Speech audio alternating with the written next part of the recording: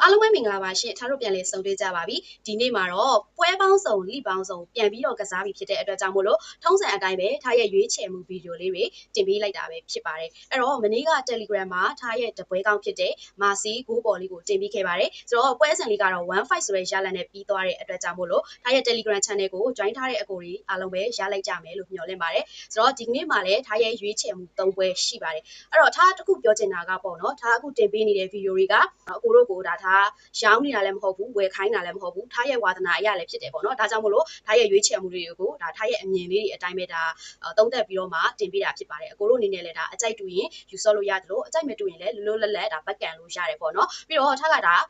တခြားသူတွေလိုမျိုးဒါအေဂျင့်လုပ်နေရလည်းမဟုတ်ဘူးကြော်ညာတွေလည်းဒါယူထားတာမဟုတ်ဘူးပေါ့နော်အဲ့ဒီအတွက်ကြောင့်မို့လို့ထားတစ်ခုမြစ်တာရက်ခံချင်တာကထားပြီးတဲ့ပွဲစဉ်လေးတွေကဒါအကိုတို့နဲ့အကြိုက်တူပြီးတော့အကိုတို့အနေနဲ့ဒါတစ်ခုခုလေးရသွားခဲ့တယ်ဆိုရင်ပေါ့နော်ထားရဲ့ဗီဒီယိုလေးတွေကို share ပြီးတော့မှဒါ like and share follow လေးတွေလုပ်ပြီးတော့မှအတိအမှတ်ပြုပေးကြဖို့တောင်းဆိုချင်ပါတယ်ပြီးတော့ Telegram channel လေးကိုလည်း join ထားကြဖို့ပြောချင်ပါတယ်ဘာလို့လဲဆိုတော့ဒါမောင်းတွဲလေးတွေတို့ဒါညနေပွဲလေးတွေဒါထပ်ပြီးတော့ဒါအကြိုက်တွေ့တာလေးရှိလို့ရှိရင် Telegram မှာဒါအမြဲတမ်းတင်ပေးဖြစ်တာမလို့ပါနော်ဒါကြောင့်မို့လို့ထားရဲ့ Telegram channel Facebook YouTube နဲ့ TikTok အကောင့်လေးတွေကိုလည်း like and follow လေးလုပ်ပေးထားကြဖို့ပြောချင်ပါတယ်ရှင်ဆိုတော့ဒီနေ့အတွက်ထားအကြိုက်ဆုံး3ပွဲကဘယ်ပွဲဖြစ်မလဲဆိုတာကိုဗီဒီယိုလေးကိုအဆုံးထိကြည့်ရှုပေးကြပါအောင်ရှင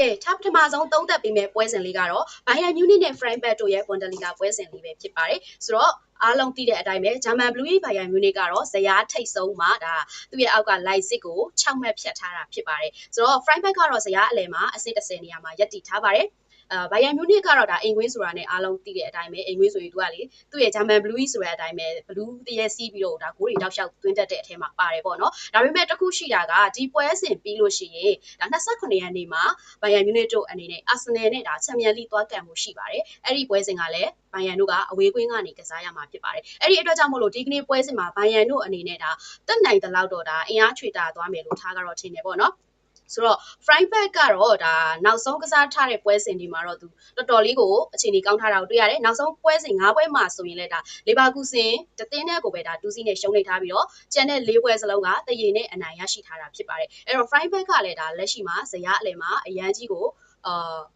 မကောင်းနေဘူးဆိုပေမဲ့ဒါဆိုးရွားနေတဲ့အထက်မှာမပါဘူးသူကလေးနဲ့သူဒါသွားနေတဲ့အသင်းဖြစ်တယ်ပေါ့နော်အဲ့တော့ဘာပဲဖြစ်ဖြစ်ဘိုင်ယန်မြူနစ်တို့ကတော့အိမ်ကွင်းဖြစ်တဲ့အတွက်ကြောင့်မလို့ဘိုင်ယန်နိုင်မှာကတော့တေးချတယ်သူ့ဘက်ကလည်းဒါကြေးကဒါ2-10ပြပေးထားတယ်ထားကတော့ဒီပွဲစဉ်လေးမှာဂိုးပေါင်းလေးကိုရွေးချယ်ပေးထားတာဖြစ်ပါတယ်ဂိုးပေါင်းအောက်ကလေးကိုရွေးချယ်ပေးထားတယ်ဘာလို့လဲဆိုတော့ဒါဘိုင်ယန်မြူနစ်တို့ကလည်းနောက်ပွဲမှာ UCL ဖြစ်တဲ့အတွက်ကြောင့်မလို့အလွန်ဆုံးကဂိုးပေါင်းကြေးကဒါ3-85ပေးထားတယ်ကွာ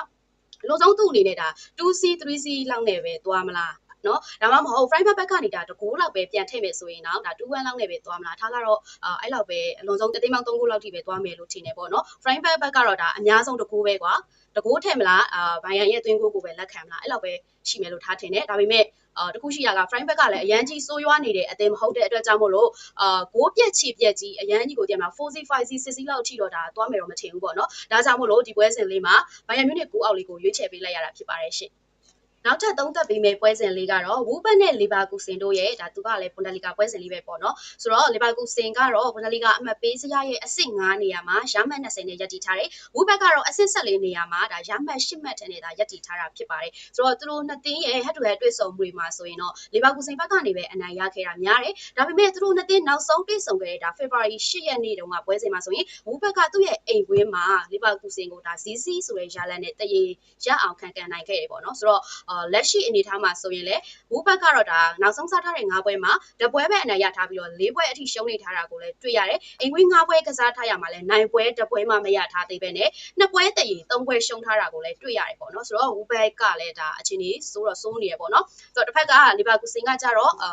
အဆင့်9နေရာမှာရပ်တည်ထားတဲ့အတွက်ကြောင့်မလို့သူကတော့ဒါအချိန်ကြီးကောင်းနေပေါ့နော်နောက်ဆုံးစားထားတဲ့9ပွဲမှာလည်းဘိုင်ယန်မြူနစ်တသင်းနဲ့ကိုပဲဒါ 3C ဆိုတဲ့ရလနဲ့ရှုံးနေထားပြီးတော့ကျန်တဲ့4ပွဲစလုံးကိုအနိုင်ရရှိထားတာဖြစ်ပါတယ်အဝေးကွင်း4ပွဲမှာလည်း2ပွဲနိုင်ထားပြီးတော့တပွဲတည်တပွဲရှုံးနေထားတာဖြစ်ပါတယ်တခုရှိတာကလီဗာကူဆင်အသင်းကဒီပွဲစဉ်ပြီးလို့ရှိရင်လာမယ့်26ရက်နေ့မှာမန်စီးတီးအသင်းနဲ့ဒါ UCL သွားကစားဖို့ရှိနေတာဖြစ်ပါတယ်ဆိုတော့သွားကန်ရမှာလဲသူ့အနေနဲ့ဒါအဝေးကွင်းကနေသွားကစားရမှာဖြစ်တဲ့အတွက်ကြောင့်မို့လို့ဒီပွဲစဉ်မှာလဲဒါခုနကဘိုင်ယန်မြူနစ်လိုပဲသူ့အနေနဲ့အင်အားတော့ရသလောက်ချွေတာပြီးတော့ကစားသွားမှရမယ်အနေအထားဖြစ်နေရပေါ့နော်ဆိုတော့တခြားအသင်းဆိုကိစ္စမရှိဘူးသူကန်ရမှာမန်စီးတီးဖြစ်တဲ့အတွက်ကြောင့်မို့လို့ဒါတက်နိုင်တဲ့လောက်တော့ဒီနေ့ပွဲစဉ်မှာအင်အားချွေတာရမယ်အနေအထားဖြစ်နေပါတယ်ဆိုတော့ဒီပွဲစဉ်လေးမှာကြတော့ ကြေးကလီဗာပူးစင်ဘက်ကနေ level 80ရှုံးဆိုပြီးတော့ပေးထားပါတယ်။ထားရဲ့ရွေးချယ်မှုကတော့အိမ်ရှင်ဖြစ်တဲ့ Woodbird Body ပဲဖြစ်ပါတယ်။ Woodbird ကဒီလောက်ချိန်ကြီးစိုးနေတာကိုဘာလို့ Woodbird ကိုပေးရတာလဲလို့ဒါမေးချင်တဲ့အကူကြီးရှိရင်ရှိမှာပါ။နော်ဘာလို့လဲဆိုတော့ပထမတစ်ချက်ကတော့ထာခုနာကပြောသလိုပဲလီဗာပူးစင်အသင်းကလာမယ့်26ရက်နေ့မှာ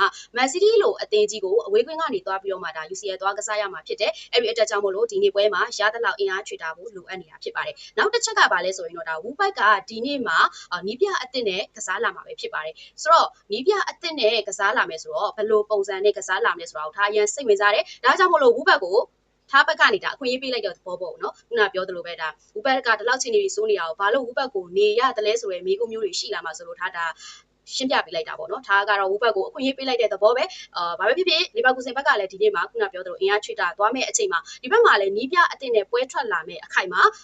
အခွင့်အရေးယူမယ်ဆိုယူလို့ရတယ်ကွာဒါကြောင့်မို့လို့ Woodbird ဘက်ကဘယ်လိုပုံစံမျိုးနဲ့ကစားလာမလဲဆိုတာကိုသိချင်တဲ့အတွက်ကြောင့်မို့လို့လီဗာပူးစင်ဘက်ကနေ level 80ရှုံးပေးထားပေမဲ့ဘာပဲဖြစ်ဖြစ် level 80ရှုံးဆိုတော့အဲ့လောက်တော့ရင်းကြည့်လိုက်မယ်ကွာတရေလောက်တော့အနည်းဆုံးခံကန်နိုင်မယ်လို့ထားယုံကြည်တယ်ဒါကြောင့်မို့လို့ဒီပွဲစဉ်လေးမှာ Woodbird Body လေးကိုရွေးချယ်ပေးလိုက်တာပဲဖြစ်ပါတယ်ရှင်နောက်ဆုံးအနေနဲ့သုံးသပ်ပေးမယ့်ပွဲစဉ်လေးကတော့ Serie A ပွဲစဉ်တဲက Fiorentina နဲ့ Juventus တို့ရဲ့ပွဲလေးပဲဖြစ်ပါတယ်ဒီပွဲလေးကည7:00 နာရီခွဲမှာကစားမှာဖြစ်ပါတယ်ဆိုတော့ Juventus ကတော့ Serie A အမှတ်ပေးစရာရဲ့အဆင့်6နေရာမှာရပ်တည်ထားတယ် Fiorentina ကတော့သူ့အောက်မှာမြင်းချောင်းပဲရှိပါတော့တယ်နော်အဲ့လောက်ထိတောင်တရားဒီမှာ Fio တို့အနေနဲ့အခြေအနေဆိုးရွားနေတာဖြစ်ပါတယ်ဆိုတော့ Fiorentina ကတော့ကျမတို့ရဲ့ဘိုးသမားဟောင်းကြီးဒီကီယာဒီပွဲမှာတော့လက်စွမ်းပြမှာကိုဖြစ်တော်မယ်လို့ပြောချင်ပါတယ်ဆိုတော့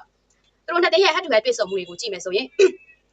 ဒါဂျူပီတာဘက်ကနေအနိုင်ရခဲ့တာပုံများတယ်နောက်ဆုံးတွေ့ခဲ့တဲ့ဒါ3လပိုင်း16ရက်နေ့မှာတော့ဒါဖီယိုရဲ့အိမ်ပွဲမှာတော့ဖီယိုက3စီဆိုတဲ့ရှားလက်နဲ့ဘိုးပြက်စီပြက်အနိုင်ရခဲ့တာဖြစ်ပါတယ်တခုပြောရမယ်ဆိုရင်ဂျူပီတာကတော့ဒါအဝေးကွင်းရမ်းညံ့တဲ့အထက်မှာပါပါတယ်ဖီယိုရီတီနာကလည်းကောင်းလားဆိုရင်တော့ဖီယိုတို့ကလည်းဒီယာဒီ Serie A ပြိုင်ပွဲ17ပွဲမှာနိုင်ပွဲတစ်ပွဲမှမရထားသေးပါဘူးရှုံးပွဲ6ပွဲနဲ့တရေ9ပွဲအထိတောင်ရရှိထားတာဖြစ်ပါတယ်အဲ့တော့ Fiorentina တို့ဒီကနေ့မှာတော့ဒါနိုင်ပွဲရအောင်ဖော်ဆောင်နိုင်မလားဆိုတာကတော့စောင့်ကြည့်ရမှာဖြစ်ပါတယ်အဲ့တော့ Fio တို့ကနောက်ဆုံးစားထားတဲ့9ပွဲမှာလည်းတရေ2ပွဲနဲ့3ပွဲရှုံးနေထားတာဖြစ်ပါတယ်ဂျူဗင်တက် ကကြတော့လည်းနောက်ဆုံးစားထားတဲ့9ပွဲမှာ2ပွဲတရေ1ပွဲရှုံးထားပြီးတော့2ပွဲအနိုင်ရရှိထားတာဖြစ်ပါတယ်ဆိုတော့ဂျူဗင်ရဲ့ရလက်ကတော့မစိုးဘူးလို့ပြောလို့ရပေမဲ့တစ်ချက်ရှိတာကဂျူဗင်တက်ကအဝေးကွင်းညံ့တယ်လို့ထားခံစားရတယ်ဆိုတော့ဒီကနေ့မှာလည်းကြီးကဂျူဗင်တက်ဘက်ကနေ level 80ရှုံးဆိုပြီးတော့ပေးလာပါတယ်ထားရဲ့ရွေးချယ်မှုကတော့အင်ရှင် Fiorentina Body လေးပဲဖြစ်ပါတယ်ဘာလို့လဲဆိုတော့အဝေးကွင်းညံ့တဲ့ဂျူဗင်တက်တို့ရဲ့ဒီအခွင့်အရေးကို Fiorentina တို့အနေနဲ့နိုင်ပွဲမရသေးတဲ့သူတို့ရဲ့ကွက်လက်ကိုဒါနိုင်ပွဲတစ်ပွဲရအောင်ပေါ်ဆောင်သွားနိုင်မယ်လို့ယုံကြည်မိပါတယ်ဒါကြောင့်မို့လို့ Fiorentina Body လေးကိုရွေးချယ်ပေးလိုက်ပါတယ်ရှင်အားလုံးပဲကံကောင်းကြပါစေရှင်ဒါဒီကနေ့ပေးသွားတဲ့ဒါ3ပွဲကိုနားထောင်ပြီးတော့မှအကိုတို့နဲ့အကြိုက်တူရင်လည်းဆော့လို့ရပါတယ်အကြိုက်မတူရင်လည်းဘက်ကန်လို့ရပါတယ်လို့ပြောချင်ပါတယ်ပြီးတော့မောင်းကတ်လေးကတော့ဒါထုံးစံအတိုင်းပဲ Telegram မှာတင်ပေးထားမှာဖြစ်လို့ဒါရဲ့ဒီဗီဒီယိုလေးမှာပေါ့နော်Telegram link လေးကိုလည်းထားတစ်ခါလေးတင်ပေးထားပါမယ် Telegram channel လေးကို join ထားပြီးတော့မှမောင်းကတ်လေးတွေလည်းလက်ဆောင်လာယူလို့ရပါပြီလို့ပြောချင်ပါတယ်အားလုံးပဲထားရဲ့ဗီဒီယိုလေးတွေကိုလည်း share ပေးသွားကြဖို့ပြောချင်ပါတယ်ရှင်တတားပါ